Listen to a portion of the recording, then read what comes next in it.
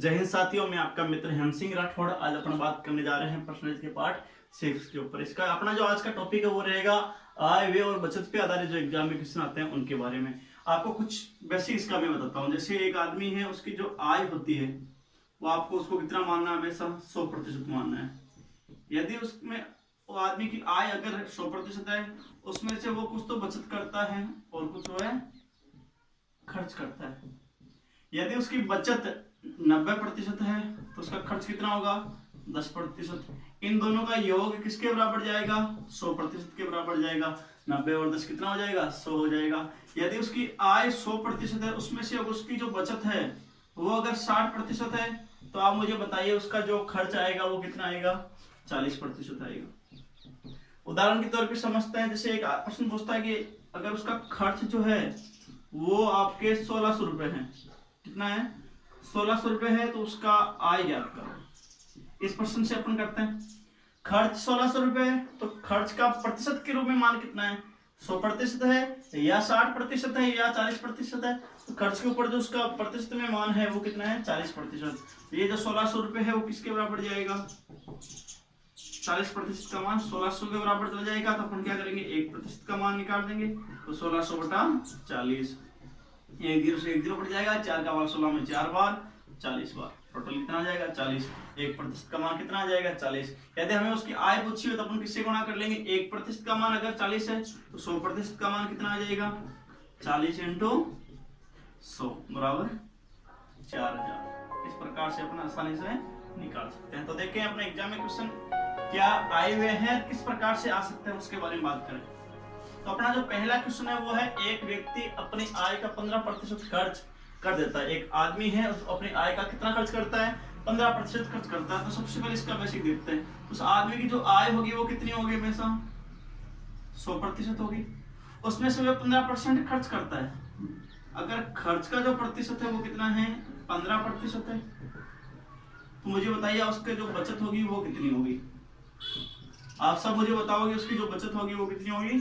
85% होगी, क्योंकि 15% और 85% का दोनों का योग कितना होता है? 100% होता है। अब आगे क्या लिखा हुआ? यदि उसका खर्च 165 रुपए है, अब मुझे बताइए 165 किसके बराबर जाएगा? 15% के बराबर जाएगा, 85% के बराबर जाएगा या 100 के? यहाँ खर्च है तो खर्च के बराबर जाएगा। खर्च कितना है? 165 रुपए। इसका मतलब है ये 15% के बराबर जाएंगे। 15% का मान किसके बराबर जाएगा? 165 रुपए के बराबर जाएगा। यदि 15% का मान 165 रुपए है तो मुझे बताइए आप 1% का मान क्या होगा? 165 बटा 15। 15 का भाग जब आप 165 में दोगे कितने बार जाएगा? 11 रुपए के बराबर जाएगा। तो 1% का मान हमें निकालने के बाद में जो एग्जाम में पूछा गया उससे कर लेंगे। प्रश्न पूछा उसकी कुल आय ज्ञात करो। आय को हमेशा कितना मानते हैं अपने? 100% मानते हैं। 1% का मान अगर 11 रुपए है तो 100 का मान कितना होगा? 1100 रुपए हो जाएगा। बिल्कुल आसान तरीके से इसको अपन कर सकते हैं। ये प्रश्न कब आया था? एसएससी सीजीएल में आया हुआ है। फर्स्ट पारी जो हुई थी 9/9/2016, ठीक है, 9 सितंबर 2016 को एग्जाम में क्वेश्चन आया था। अपना जो दूसरा क्वेश्चन है उसके ऊपर अपन बात करते हैं। अपना जो दूसरा क्वेश्चन है वो एग्जाम में आया था एसएससी 10+2 के अंदर। किसमें आया था? एसएससी 10+2 CHSL जिसको अपन बोलते हैं, उसके अंदर ये क्वेश्चन आया हुआ है। पारी से थर्ड में आया हुआ है। और ये कब आया था? 21 अक्टूबर 2012 को। 21 अक्टूबर 2012 को। तो अपना प्रश्न है क्या वो देखो। सलमान अपने मासिक वेतन का, एक सलमान नाम का आदमी, उसका मासिक वेतन का 20% बचाता है। आप मुझे बताइए उसकी आय कितनी होगी? 100% होगी। 20% क्या करता है? वो बचाता है। 20% क्या करता है? बचाता है। मतलब उसकी बचत कितनी है? 20% है। तो आप मुझे बताइए उसका खर्च कितना होगा? 80% होगा कि नहीं होगा? बिल्कुल होगा। अब अपन क्या करेंगे? आगे क्या लिखा हुआ? यदि उसकी मासिक व्यय का मतलब होता है खर्च, उसका खर्च दे रखा है 6000 रुपए, तो खर्च का मान कितना है? 80% है। तो अपन करेंगे 80% का जो मान आएगा वो किसके बराबर जाएगा? 6000 के बराबर जाएगा, क्योंकि ये 6000 क्या है? उसका व्यय है, उसकी खर्च है। और 80% उसका क्या है? खर्च है। 80% का मान अगर 6000 है तो उसका प्रश्न में क्या पूछा? उसकी मासिक बचत ज्ञात करो। 80% का मान अगर 6000 है तो 1% का मान कैसे निकालेंगे? कम हो तो भाग जाए, अधिक हो तो गुणा खाए, जो पूछा जाए उसको अंत में लिखा जाए। ऐसा अपना टॉपिक होता है। 80% का मान अगर 6,000 रुपए है तो 1% का मान कैसे निकालेंगे, तो 6,000 बटा 80। ठीक है, हमें क्या पूछा, उसकी मासिक बचत ज्ञात करो। बचत कितनी है उसकी, 20% है, तो अपन क्या करेंगे, इसको 20% से गुणा कर लेंगे, तो 6,000 बटा 80 इंटू 20। ठीक है, 1 0 से 1 0 गया, 2 का भाग 8 में कितने बार जाएगा, 4 बार, 4 का भाग 6,000 में कितने बार जाएगा, 1500 बार चला जाएगा। तो उसका जो मासिक बचत आएगी वो कितनी आएगी, 1500 रुपये आएगी। आप चाहो तो उसका क्या निकाल सकते हो, आय भी निकाल सकते हो। ठीक है, तो अपन देखते हैं प्रश्न अपना जो तीसरा क्वेश्चन है वो क्या है। ये जो एग्जाम में क्वेश्चन आया था वो आया था एसएससी सीजीएल पारिपष्ट 11 मई 2003 को एग्जाम में आया था। ये क्वेश्चन कब किसमें आया हुआ है, एसएससी सीजीएल में आया हुआ है। मैं आपके सामने अच्छे अच्छे क्वेश्चन लेके आ रहा हूँ, आप इनको सोल्व करने की कोशिश करें। तो अपना जो प्रश्न है वो क्या है, ऋतिक अपने वेतन का 45% भोजन पर, एक ऋतिक नाम का आदमी है, वो 45% क्या करता है भोजन पर, 15% मकान किराए पर, 10% मनोरंजन पर, 10% परिवहन पर वे करता है, मतलब खर्च करता है। भोजन पर कितना करता है, 45%। ये सारे उसके क्या वे हैं, मकान के जो किराया है उस पर कितना करता है, 15%, भोजन पे 45, मकान पे 15%, मनोरंजन पे कितना खर्च करता है, 10% खर्च करता है, मनोरंजन उस पे कितना है, 10% है, और परिवहन पे भी कितना करता है, 10% करता है। ये सारे उसके क्या है, खर्चे हैं, क्या है, खर्चे, अर्थात उसका व्यय है। तो टोटल व्यय कितना आ गया मुझे बताइए, 45 और 15 60, 60 और 10 70 और 10 80। उसका जो व्यय है टोटल व्यय, टोटल जो उसका खर्च है वो कितना है, 80% है। आगे क्या लिखा हुआ है, यदि माह के अंत में उसकी बचत दे रखी है। आप मुझे बताइए, अगर उसका खर्च 80% है तो उसकी बचत कितनी आएगी, 20% आएगी। कॉमन सेंस है, 80 और 20 कितना होता है, 100 के बराबर होता है, तो उसकी बचत कितनी होगी, 20% होगी। और प्रश्न में उसकी बचत कितनी देर की है, 1500। इसका मतलब है 20% का मान किसके बराबर जाएगा, 1500 के बराबर जाएगा। 20% का मान किसके बराबर जाएगा, 1500 के बराबर जाएगा। तो 1% का मान निकालो, 1500 बटा 20। 1 0 से 1 0 गया, 2 का भाग जब 150 में दोगे कितनी बार जाएगा, 75 बार। तो 1% का मान कितना आएगा, 75 रुपये आएगा। अब उसका क्या पूछा, मासिक वेतन ज्ञात करो या उसकी मासिक आय ज्ञात करो। आय कितनी होती है, हमेशा 100% होती है। तो अपन 100 का मान कैसे निकालेंगे, 1 का मान अगर हमारे पास 75 है तो 100 का मान कितना होगा, 100 इंटू 75। 75 को आप 100 से गुणा करोगे तो 7,500 रुपए। तो उसकी जो मासिक वेतन होगा वो कितना हो जाएगा, 7,500 रुपए हो जाएगा। ठीक है, आपको ये समझ में आया होगा। भोजन, मकान, मनोरंजन और परिवहन उसके खर्च हैं। खर्च टोटल मिला के उसका अगर 80% है, 45 15 60 10 70 और 10 80, 80% उसका खर्च है, तो बचत कितनी हुई, 20%। बिल्कुल आसानी से आप कर सकते हो। अंतिम जो क्वेश्चन है अगला देखो वो क्या है। अपना जो अगला क्वेश्चन है वो है, इरफान अपने वेतन का 30% भोजन पर खर्च करता है। इरफान नाम का एक आदमी अपने वेतन का कितना प्रतिशत खर्च करता है भोजन के ऊपर, 30%। 30% वो खर्च करता है भोजन के ऊपर। 3% धर्मार्थ ट्रस्ट में दान कर देता है। कोई धर्मार्थ जो ट्रस्ट है उसके अंदर क्या करता है, दान करता है। वो कितना है, 3%। तो खर्च कितना कर दिया उसने, 33%, 33। सब खर्च का क्या है, प्रतिशत है। आगे क्या लिखा हुआ है, तो वह इन दोनों मदों पर 2,310 रुपए व्यय करता है, मतलब खर्च करता है। इन दोनों मदों पे ही खर्च करता है। ये क्या दे रखा है, उसका खर्च दे रखा है। इसका मतलब है हमें बचत से कोई मतलब है ही नहीं। उसकी जो खर्च है वो कितना है, 2,310 रुपए। इसका मतलब है 33% का मान उसका किसके बराबर जाएगा, 2,310 के बराबर जाएगा। 33% का मान ये है। 1% का मान कैसे निकालोगे, कम हो रहा है, भाग देंगे तो 2,310 में किसका भाग दोगे, 33 का भाग दोगे। 33 का भाग जब आप इसमें दोगे कितनी बार जाएगा, 1 0 है इधर, तो इधर इकाई अंक देख लो आप, 1 है। इसका मतलब 3 में 1 कब आता है, 7 के पहाड़ी में आता है। तो 70 बार 1% का मान कितना आ जाएगा, 70 रुपये आ जाएगा। अब हमें क्या पूछा गया है, महीने का मासिक वेतन ज्ञात करो। महीने का जो मासिक वेतन होगा वो कितना होगा, 100% होगा।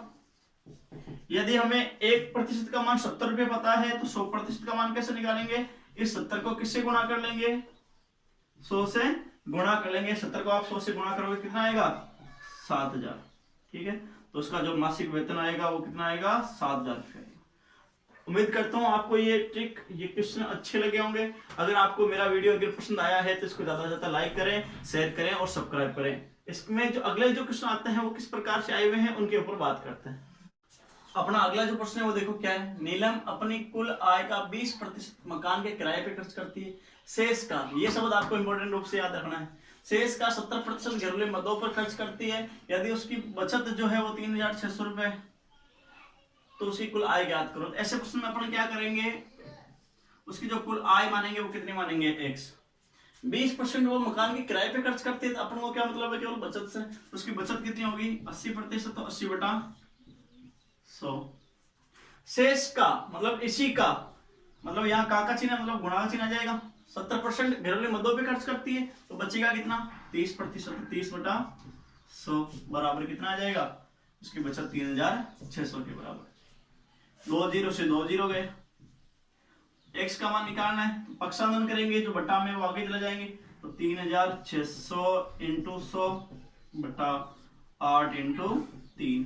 3 का भाग जब आप 3600 में दोगे कितनी बार जाएगा, 1200 बार। 4 का भाग जा रहा है दोनों में, 4 का भाग 8 में 2 बार और 100 में 25 बार। फिर 2 का भाग दोगे 1200 में 600 बार। 600 का आप किससे गुणा करोगे, 25 से गुणा करोगे, 25 के 150, ठीक है। और कितने जीरो बच गए, 2 जीरो बच गए, कितना आ जाएगा, 15,000। उसकी क्या आ जाएगी, कुल आय। बिल्कुल आसान तरीके से इसको अपन कर सकते हैं। अपना जो अगला क्वेश्चन है वो देखो क्या है। एक व्यक्ति ने अपनी धन का राशि का 7.5 खर्च कर दिया, 7.5% उसने क्या कर दिया, खर्च कर दिया। तो मुझे बताओ उसकी जो कुल आय है वो उसको कितना मानोगे, x% मानोगे, x रुपए मानोगे। उस खर्च करता है तो बचाता कितना है, 92.5। क्या करोगे आप, 100 में से 7.5 बाकी करोगे, कितना बचेगा, 92.5। बटा में प्रतिशत है तो गुणा बटा में क्या जाएगा, 100। इस पॉइंट को घटाओगे 1 जीरो और आ जाएगा। शेष का 75% खर्च करने के बाद, शेष का 75% खर्च कर दिया तो बचाएगा कितना, 25%। 25/100 बराबर उसकी टोटल बचत कितनी है, 370। ठीक है, यहाँ क्या करना है अपन को, इसमें बाकी करते हुए चलना है। अब देखो 25 का भाग 100 में कितने बार जाएगा, 4 बार जाएगा। 5 के बारे से दोनों को काटो। 5 का भाग जब आप 925 में दोगे तो 1 बार, 42 में 8 बार, 25 में 5 बार। इसमें कितने बार जाएगा, 200 बार। फिर 5 के बारे से काटो, इसमें 3 बार, 3 से 30 बार, और इसमें 5 का भाग इसमें 40 बार। अपने देखो जो करना है वो कर लेंगे। x का मान निकालना है, तो जो बटा में है वो कहाँ जाएगा, पक्षांतर में चला जाएगा। 370 पहले से ही है, इंटू 40 इंटू 4 बटा, इधर क्या बचा है, 37 अपने पास बचा है। 37 का भाग जो आप 370 में दोगे तो 10 बार। 10 को आप 40 से गुणा करो, 400, 400 को 4 से गुणा करोगे कितना आ जाएगा, 1600 आ जाएगा। तो जो उसकी आय आ जाएगी वो कितनी आ जाएगी, 1600 रुपए आ जाएगी। अपना अगला प्रश्न क्या देखो। एक व्यक्ति ने अपनी आय का 4% चैरिटी को दान कर दिया। शेष का, यही शेष का आ रहा है, 10% बैंक में खर्च कर दिया। उसके पास जो बचा है वो 10,800 रुपये बचा है। तो अपन क्या करेंगे, उसकी आय कितनी मान लेंगे, सबसे पहले x रुपये मान लेंगे। 4% दान कर दिया है तो बचेगा कितना, 96% बटा 100। 10% बैंक में जमा कर दिया, बचेगा कितना, 90 बटा 100 बराबर कितना आएगा, 10,800 रुपये। ठीक है, 1 जीरो से 1 जीरो गया। 4 के पाड़े से काटो, 4 का भाग 6 में 24 बार और इसमें 25 बार। कुछ कट नहीं रहा, 2 के पाड़े से कट रहा है। 2 का भाग 24 में 12 बार और इसमें 5 बार। ठीक है, x का मान हमें निकालना है, तो जो बटा में उसको अगर भेजोगे तो क्या हो जाएगा, पक्षांतर हो जाएगा। तो 10,800 है इंटू 25 और 5 कहाँ चला जाएगा, गुणा में चला जाएगा, बटा ये 12 और 9 कहाँ जाएंगे, बटा में आ जाएंगे। 9 का भाग इसमें दोगे कितनी बार जाएगा, 12 बार, मतलब 1200। 12 का भाग 1200 में 100 बार। तो 100 को आप 25 से गुणा करो, 2500। 2500 को 5 से गुणा करो, 125 और 2 जीरो, ये कितना आ जाएगा, 12,500। ठीक है, 12,500। उसकी आय कितनी आ जाएगी, 12,500। अपना जो अगला प्रश्न है वो देखो क्या है। राम ने अपने धन का 30% अपनी पत्नी को दे दिया। अपने धन का 30% किसको दे दिया, पत्नी को दे दिया। शेष धन का आधा अपनी पुत्री को दे दिया। जो शेष धन बचेगा उसका आधा किसको दे दिया, पुत्री को दे दिया। तथा बचे हुए धन को अपने 5 पुत्रों में बराबर बांट दिया। यदि प्रत्येक लड़के को 14,000 रुपये मिले तो उसका कुल धन बताओ। आप मुझे बताइए उसका जो कुल धन है वो कितना होगा? 100% होगा कि नहीं होगा? क्या बोल रहे हैं? राम ने अपने धन का 30% पत्नी को दे दिया तो बचेगा कितना? 70% बचेगा, क्योंकि उसने 30% किसको दे दिया है? अपनी पत्नी को दे दिया। ठीक है, शेष धन का आधा। अब 70% का आधा कितना होता है? 35। ये किसको दे देगा? वो अपने पुत्री को दे देगा। तो मुझे बताओ 17 में से अगर वो 35 पुत्री को देता तो शेष कितना बचेगा? 35 ही बचेगा। 35% में से वो क्या करता है, तथा बचे हुए धन का मतलब 35% को वो क्या करता है? 5 पुत्रों में बांटता है। अब मुझे बताओ 35 को जब आप 5 पुत्रों में बांटोगे तो प्रत्येक पुत्र को कितना आएगा? 3 पुत्र, 4 पुत्र और 5। उसके पास 5 पुत्र है, 5 पुत्रों को 35 में बांटेगा तो प्रत्येक पुत्र के पास कितना आएगा? 7% आएगा कि नहीं आएगा? बिल्कुल आएगा। कितना आएगा? 7% आएगा। तो उसका कुल धन बताओ। ये आगे क्या लिखा हो? यदि प्रत्येक लड़के को मतलब प्रत्येक लड़का मतलब प्रत्येक को कितना मिल रहा है? 7%। या कितना है? 14,000। तो अपन क्या करेंगे? 7% के बराबर में क्या लिखेंगे? 14,000 लिखेंगे। 7% का मान 14,000 है, तो 1% का मान कितना आएगा? 14,000 बटा 7। 7 का भाग 14 में 2 बार मतलब 2,000। 1% का मान कितना आ जाएगा? 2,000। 1% का मान 2,000 है, तो उसका कुल धन ज्ञात करना है। कुल धन कितना उसके पास? 100% है। तो अपन क्या करेंगे? 2,000 को किससे गुणा कर लेंगे? 100 से गुणा कर लेंगे। 2,000 को 100 से आप गुणा करो। 2 और 3 और 1 4 5 0 1 2 3 4 5 इकाई दाई सैकड़ा हजार हजार लाख 2 लाख भी उसकी क्या हो जाएगा? कुल धन हो जाएगा। वापिस समझो इसको। एक आदमी जो है उसका जो कुल धन है वो कितना है? 100% है। कितना है? 100%। उसमें से वो 30% किसको देता है? पत्नी को देता है। तो बचेगा कितना? 70%। 70 में से आधा किसको दे रहा है? वो अपनी पुत्री को दे रहा है। मतलब 35% किसको दे दिया? पुत्री को दे दिया। तो पुत्र को कितना देगा? 35%। अब वो बोल रहा है प्रत्येक लड़के में बराबर बराबर बांट दिया। तो 5 लड़के हैं उसके पास, तो 35 को अपन 5 भागों में बांट देंगे। 3 4 5। तो प्रत्येक लड़के को कितना आ जाएगा? 7% आ जाएगा। ठीक है, 1% का मान किसके बराबर जाएगा? 7 के बराबर जाएगा। अब 7% एक लड़के के पास जा रहा है। टोटल धन कितना है? लड़कों को कितना दे रहा है? एक लड़के को 14,000। तो 7% का मान किसके बराबर जाएगा? 14,000 के बराबर जाएगा। तो 1% का मान किसके बराबर जाएगा? 14,000 बटा 7 बराबर 2,000। 2,000 को अपन किससे गुणा कर लेंगे? 100 से गुणा कर लेंगे। कितना आ जाएगा? 2 लाख रुपए आ जाएगा। अपना जो आज का लास्ट प्रश्न है वो देखो क्या है। अपना जो लास्ट प्रश्न है वो है, राकेश अपनी आय का 75% खर्च करता है। राकेश है, उसकी जो कुल आय है वो कितनी होगी? उसकी जो कुल आय है वो कितनी होगी? 100% होगी। उसमें से वो क्या करता है? 75% खर्च करता है। खर्च कितना करता है? 75% खर्च करता है। तो मुझे आप बताइए उसकी बचत होगी वो कितनी होगी? उसकी जो बचत होगी वो कितनी होगी? 25% होगी। आगे क्या लिखा? उसकी आय में 20% की वृद्धि हो जाने पर, आय में कितने की वृद्धि कर रहे हैं? 20% की। तो 20 पे वृद्धि होगी तो कितने पे पहुंचेंगे? 120% पे। और जब अपने खर्च में 10% की वृद्धि करता है, खर्च कितना अभी 75% है, खर्च करता है 10% वृद्धि करता है, तो 10.5 उसका जो वृद्धि कर रहा है 10% में, तो 7.5 की वृद्धि कर रहा है। ठीक है, तो वृद्धि हो 75 से 7.5 की वृद्धि कर दी, कितना हो जाएगा? 82.5। प्रश्न बोल रहा है उसकी बचत में कितने % की वृद्धि होगी। आप क्या करोगे? 120 में से 82.5 बाकी करोगे, कितना बचेगा?